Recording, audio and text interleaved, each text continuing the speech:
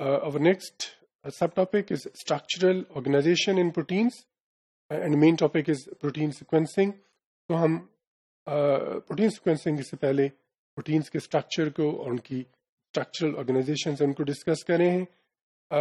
چار طرح کی بیسک اسٹرکچرل آرگنائزیشنز ہوتی ہیں: primary structure, secondary structure, tertiary structures اور کوٹرنی اسٹرکچرز. تو ان کو ہم ون بائی ون ڈسکس کریں گے. سب سے پہلے primary structure. What is it? It is linear arrangement of amino acids according to the sequence of nucleotides present in RNA, and this takes place on the ribosomes in the cytoplasm of the cells.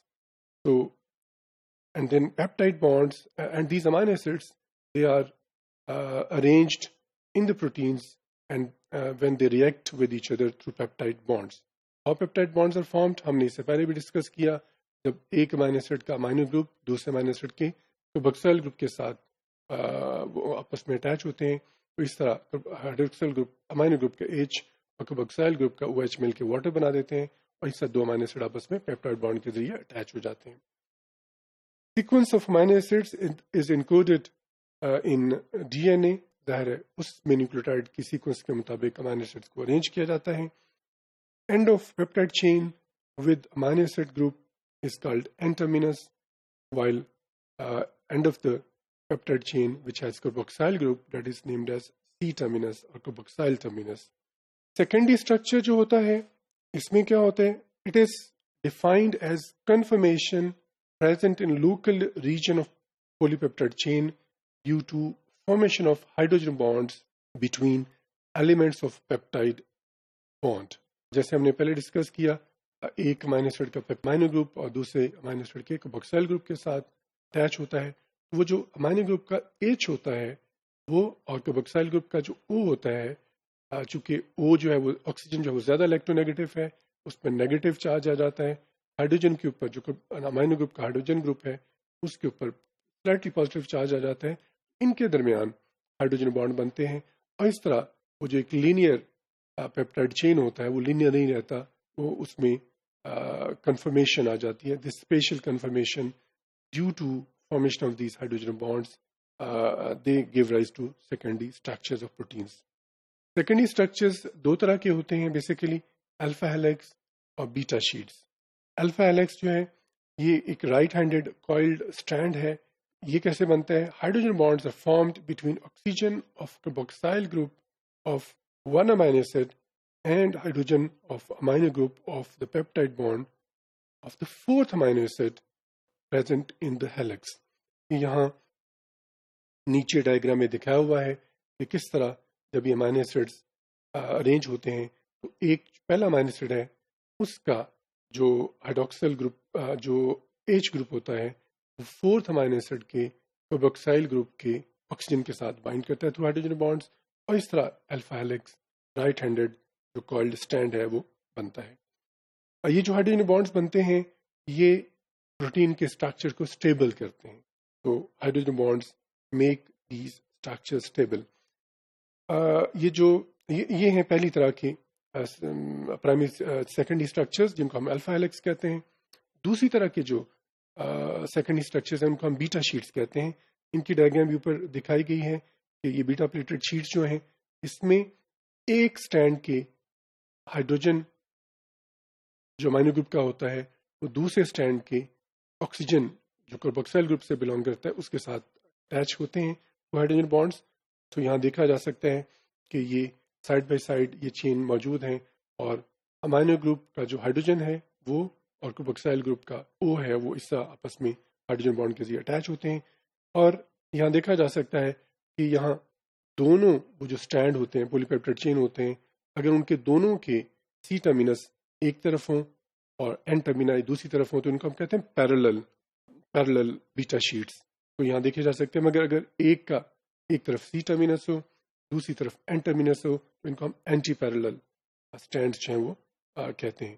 تو یہ جو بیٹا sheets ہوتی ہیں دو طرح کے ہیں، parallel جب دونوں کے سی ٹرمینائی اور این ٹرمینائی ایک طرف ہوں، اور اگر ایک سٹینڈ کا سی ٹرمینس ایک طرف ہے اور اس طرف دوسرے سٹینڈ کا این ٹرمینس ہے تو اس کو ہم اینٹی پیرلل کا نام دیتے ہیں. تو یہ بیٹا شیٹس کے متعلق بتایا جا رہا تھا.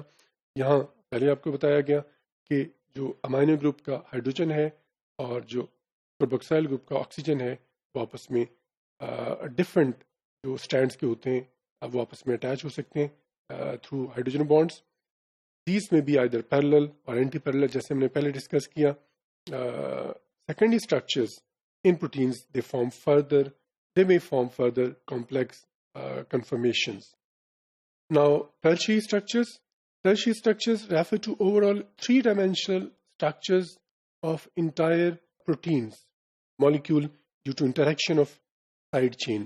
جو side chain ہوتا ہے particularly R groups جو ہیں ان کی انٹریکشن سے جو ایک 3-dimensional structure بنتا ہے that gives rise to tertiary structures.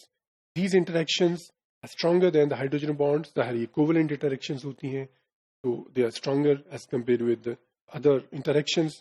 This may lead to bending and twisting in such a way that maximum stability is achieved.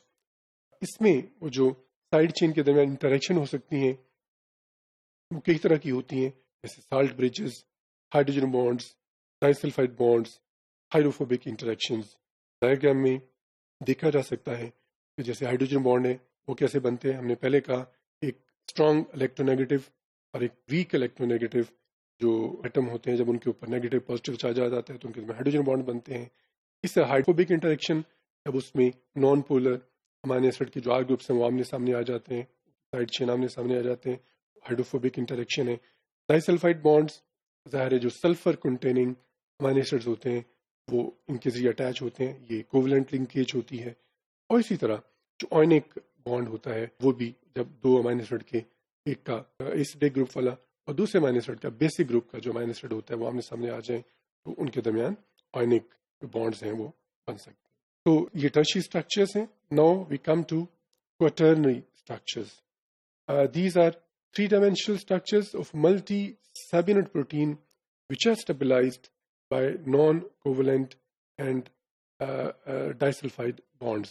ایک پروٹین میں جو ایک سے زیادہ پیپٹائڈ چین ہوتے ہیں ان کی بات ہو رہی ہے کہ اس میں اگر ایک سے زیادہ مونومرز ہوں تو they attach with each other through these quaternary structures.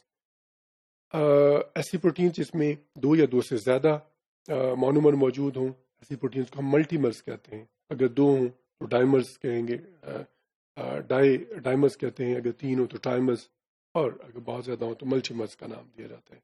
ملٹیمرز which are made up of identical subunits are called homomers, and if monomers they are different then they are known as heteromers.